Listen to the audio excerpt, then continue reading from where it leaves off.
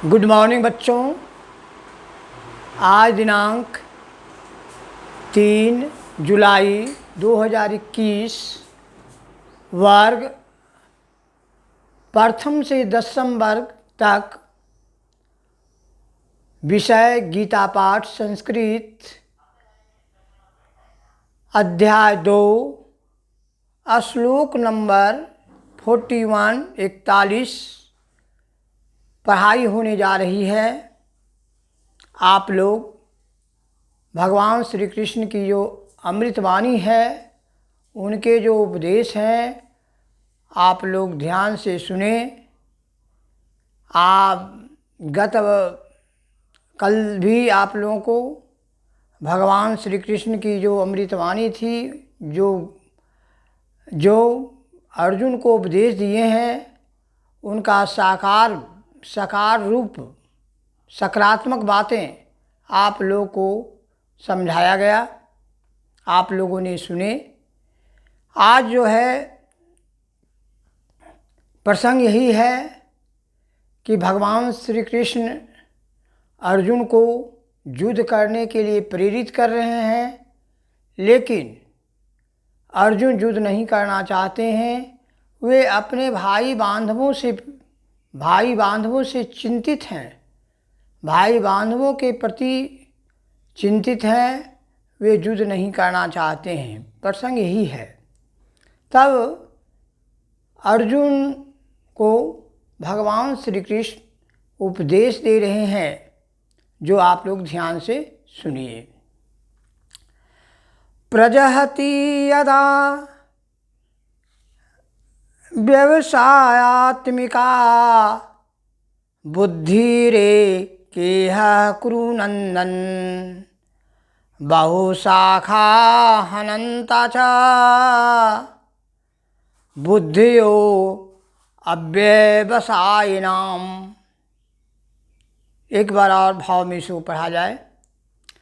व्यवसायात्मिका बुद्धिरेके कुरु नन्दन बहुशाखा हनन्ता च बुद्धियोऽव्यवसायिनाम। अर्थ सुनिए। भगवान श्री कृष्ण अर्जुन से कहते हैं कि हे परम तप अर्जुन, इस कर्मयोग में निश्चयात्मिका बुद्धि एक ही होती है, किंतु अस्थिर विचार वाले विवेकहीन साकाम मनुष्यों की बुद्धियाँ निश्चय बहुत भेदों वाली और अनंत होती है। इसके भगवान श्री कृष्ण का उपदेश अर्जुन को दे रहे हैं। आप लोगों को कल भी बताए कि भगवान श्री कृष्ण जो है उपदेश दिए कि अच्छा कर्म करो, अच्छा काम करो, और यदि अच्छा कर्म करते हैं आप लोग, कोई भी लोग करते हैं, तो उसका फल अच्छा ही होता है, बुरा फल का नतीजा बुरा होता है।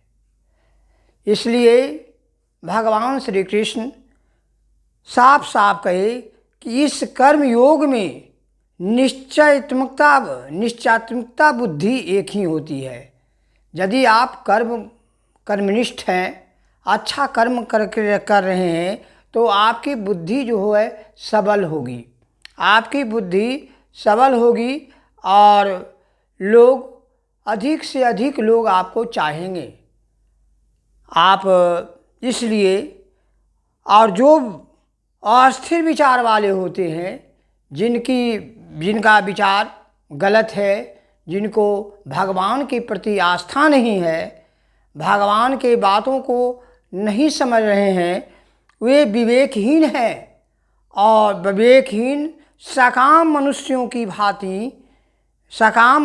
की भांति यानी उनकी बुद्धियाँ निश्चय बहुत ही भेदों वाली और अनंत होती है।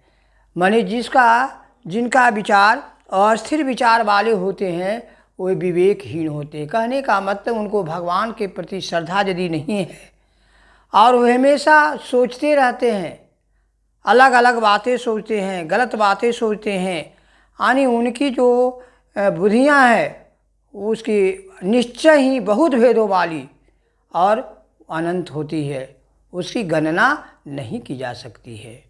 इसलिए भगवान श्री कृष्ण के कहने का तात्पर्य यह था कि दुर्योधन जो है अहंकारी था और वह भगवान श्री कृष्ण के बातों को नहीं मान रहा था।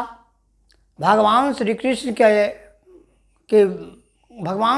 के का जो उन्होंने निवेदन किया था, किंतु दुर्योधन मतवाला था, वह नहीं मानने वाला था। वह केवल युद्ध करना चाहता था, पांडवों के अधिकार को वह छीन लेना चाहता था। वह कुछ भी मान नहीं रहा था। इसलिए भगवान श्री कृष्ण ने उनको, दुर्योधन को अस्थिर विचार वाले विवेकहीन कहा गया है। विवेकहीन उन्हीं के बारे में कहा गया है, क्योंकि वह दुर्योधन नहीं मान रहा था, वह अस्थिर विचार वाला था। इसलिए आप लोग को मैं यही कहूँगा कि अस्थिर विचार वाले नहीं बनिए, भगवान के प्रति श्रद्धा रखिए और अच्छा काम कीजिए। अच्छा काम यदि कर रहे हैं तो उसका फल अच्छा ही होगा। बुरा कर्म का बुरा नतीजा होता है। भगवान श्री कृष्ण गीता वाणी में, गीता पाठ पुस्तक में साफ साफ कह दिए हैं कि जो व्यक्ति अच्छा कर्म करेगा वो उसका अच्छा फल मिलेगा। आप लोग अभी बच्चे हैं, आप लोग मेहनत कीजिए, बढ़िया कर्म कीजिए, अच्छा कर्म कीजिए, खूब मन लगाकर पढ़िए, परिश्रम कीजिए, तो निश्चय है आपको जो है सफलता मिलेगी। आपको अनेक प्रतियोगिता परीक्षा में आपको सफलता होगी। आप जो है आप चरित्रवान बनेंगे, आप सबल बनेंगे। इसलिए अभी आप लोग बच्चे हैं, आप लोग गीता पाठ का थोड़ा स्मरण अवश्य करें, प्रतिदिन गीता पाठ को प्रणाम करें और थोड़ा जब भी समय मिले तो आप एक श्लोक जरूर याद कीजिए, जरूर पढ़िए और माता पिता अभिभावक जो भी घर में हैं सबों को सुनाइए, क्योंकि ये इसको यदि सुनाइएगा तो आपको भी लाभ मिलेगा और जो सुनेंगे उनको भी लाभ मिलेगा। इसलिए क्योंकि भगवान श्री कृष्ण की जो ये अमृत वाणी है वह साधारण विषय नहीं है। आप लोग कर्म करते जाइए, आप लोग खूब मेहनत कीजिए। मैं आप लोगों को आशीर्वाद देता हूँ और फिर मैं यही कहना चाहता हूँ कि आपको 2020 में भी लॉकडाउन था, वहाँ उस समय भी मैं ऑनलाइन के माध्यम से नाथ ऑनलाइन क्लासेज चला, उसमें गीता पाठ पढ़ाया गया। संस्कृत विषय की सभी क्लास का पढ़ाई हुई, सभी अध्याय मैं समाप्त कर दिया और आप लोग को अच्छी तरह से समझाया गया। उसमें हिंदी करके संस्कृत का हिंदी अर्थ, शब्दार्थ सब चीज़ लिखाया गया। प्रश्न उत्तर भी आपको कॉपी हम बना करके आप लोग को लिखा दिए। इस प्रकार से आप लोग भी मेहनती बनिए, मेहनत कीजिए आप लोग भी, क्योंकि हमसे ज़्यादा तो आप लोगों को मेहनत करना चाहिए।